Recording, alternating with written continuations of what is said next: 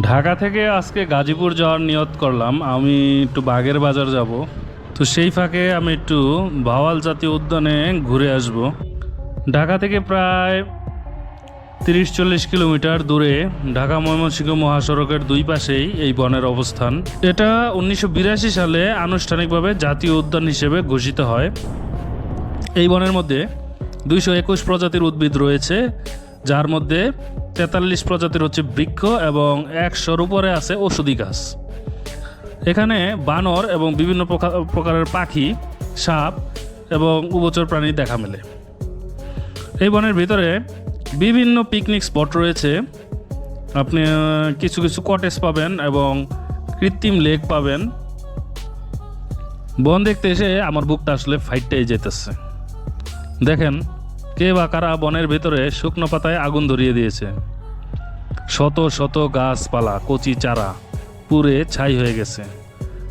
এই আগুন যে শুধু গাছ পোড়াচ্ছে তা না, এটা হাজারো কীটপতঙ্গ, বনের পাখি এবং ভারসাম্য নষ্ট করতেছে।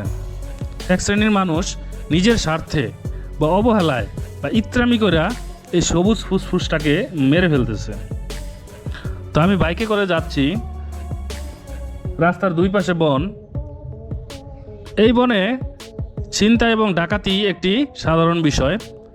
বনের নির্জন পথ বা গহীন এলাকায় পর্যটকদের আটকে মোবাইল, টাকা, অলংকার ছিনিয়ে নেওয়ার ঘটনা ঘটে। অনেক সময় নির্জন রাস্তায় ডাকাতি করার উদ্দেশ্যে অপরাধীরা ওত পেতে থাকেন।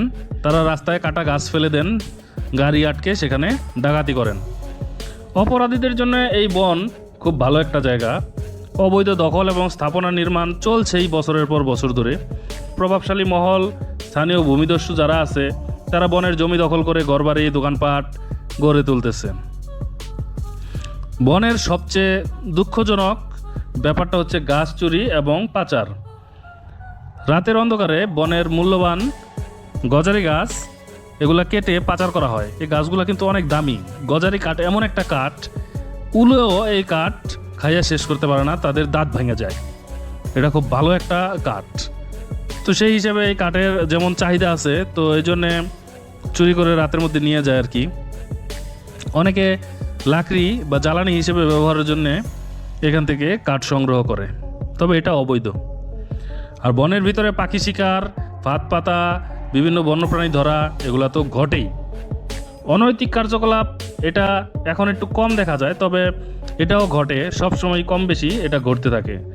নির্জন এলাকায় অসামাজিক অনৈতিক কার্যকলাপগুলো চলে।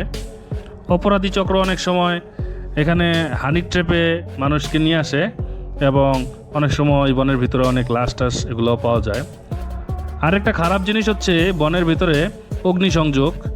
আমি আজকে এই বনের ভিতরে এসে মনটা খুবই খারাপ হয়ে গেল।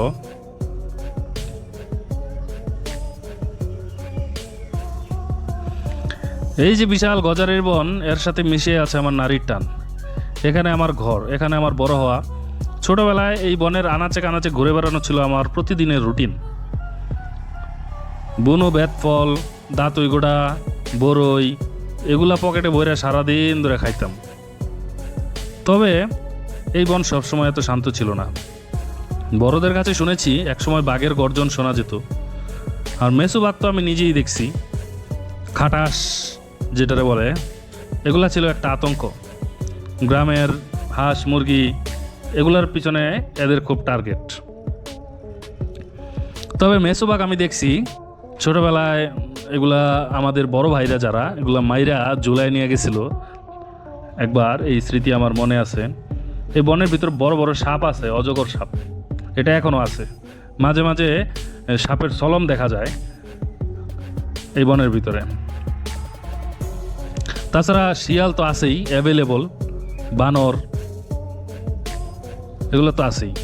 মনে রাখবেন, গাজীপুর বা ঢাকার মতো জনবহুল এলাকায় এই বন হলো আমাদের প্রাকৃতিক এসি।